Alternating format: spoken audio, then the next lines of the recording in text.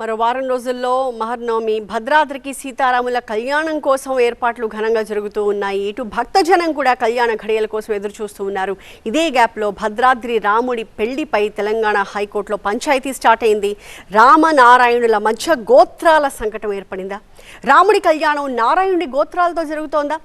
అర్చకులు వర్సెస్ రామదాసు వారసులు, ఎవరి వాదన ఏంటి?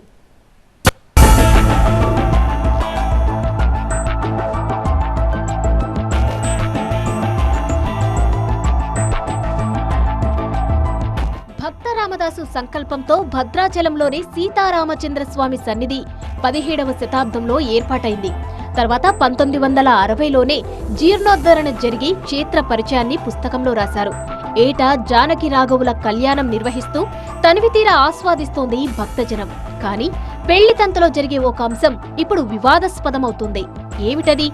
భద్రాచల క్షేత్రంలో భద్ర మహర్షి యొక్క తపస్థలంగా ఆవిర్భవించినటువంటి శ్రీరామచంద్రుడు, వైకుంఠం నుంచి వచ్చినటువంటి సాక్షాత్తు శ్రీమన్నారాయణుడే.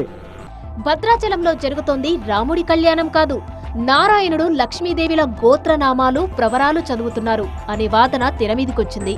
శ్రీరాముడిని రామనారాయణుడిగా, సీతాదేవిని సీతామహాలక్ష్మిగా సంబోధిస్తున్నారు. రాముడు సీతాదేవిల గోత్రనామాల్ని ప్రవరల్ని విస్మరిస్తున్నారంటూ కంచర్ల గోపన్న వారసులు కోర్టుకెక్కారు. రాముడికి చెప్పవలసిన వశిష్ఠ గోత్రాన్ని పక్కకు పెట్టి నారాయణుడి గోత్రాన్ని చదువుతున్నారు. రాముడి తండ్రి దశరథుడు, తాత అజుడు, ముత్తాత నాభాగుడు. ఈ సరళిని నారాయణుడి ప్రవర చెబుతున్నారు. ఇదెక్కడి విడ్డూరమని తెలంగాణ హైకోర్టులో పిటిషన్ కూడా వేశారు. అలాగే సీతాదేవి గోత్రం పేరు గౌతమ, దాన్ని విస్మరించి లక్ష్మీదేవి గోత్రాన్ని చదువుతున్నారని వాదిస్తున్నారు. సీతాదేవి ప్రవర స్వర్ణరోముడు, హ్రస్వరోముడు, జనకుడు. ఈ పేర్లు చెప్పకుండా లక్ష్మీదేవి ప్రవర చదువుతున్నారు. 100 ఏళ్ల నుంచి వస్తున్న ఈ ఆనవాయితీ పాటించడం లేదు ఎందుకని కోర్టులో వాదిస్తున్నారు రామదాసు వారసులు. భద్రాచల ప్రస్తుత అర్చకుల వాదన మరోలా ఉంది. ఆలయం సాంప్రదాయం, విశిష్టత, ప్రత్యేకతను బట్టి గోత్రాలు, ప్రవరాలు ఉంటాయి. భద్రాద్రి ఆలయ ప్రాశస్త్యాన్ని బట్టి రాముడిది అచ్యుత గోత్రం, సీతాదేవిది సౌభాగ్య గోత్రం. ఇవే చదువుతున్నాం అనేది అర్చకుల వాదన. ఈ క్షేత్రంలో రామచంద్ర ప్రభువు అచ్యుత గోత్రంతోనే కళ్యాణ మహోత్సవాన్ని స్వీకరిస్తారు. రాముడి తొడలపై సీతాదేవి కూర్చొని ఉండడం భద్రాద్రిలో తప్ప మరెక్కడా ఉండదు. పైగా ఆమె 2 చేతుల్లో కమలాలు ధరిస్తారు. అందుకే సీతమ్మను సీతామహాలక్ష్మి అని పిలుస్తారు.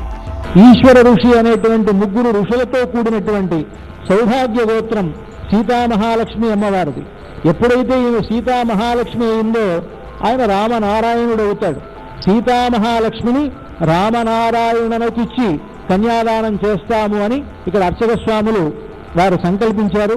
భద్రాచలం రామునికి 3 పేర్లు: వైకుంఠ రాముడు, ఓంకార రాముడు, రామనారాయణుడు. ఈ 3వ పేరే కదా కళ్యాణ మహోత్సవంలో మేము చదువుతున్నాం. రామదాసు కాలం నుంచి ఇదే జరుగుతుంది. పనిగట్టుకొని ఎక్కడా మార్చలేదు. కొందరు చేసే ప్రచారాన్ని నమ్మొద్దనేది ప్రస్తుత అర్చకుల వాదన.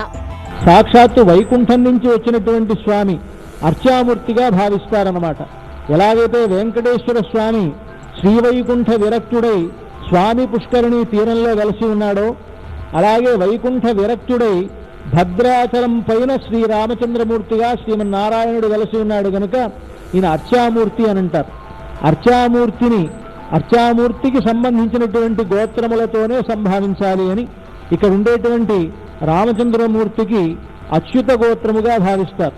రామదాసు వారసులు మాత్రం తెలంగాణ ప్రభుత్వాన్ని, దేవాదాయ కమిషనర్ని, భద్రాద్రి గుడి ఈవోని ట్యాగ్ చేస్తూ కోర్టుకెక్కారు.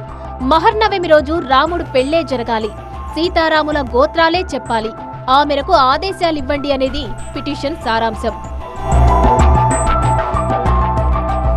మరో 10 రోజుల్లో మహర్నవమి.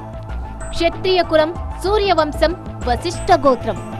నారాయణుడు గోత్రాలకు అతీతుడని మరో లెక్కుంది.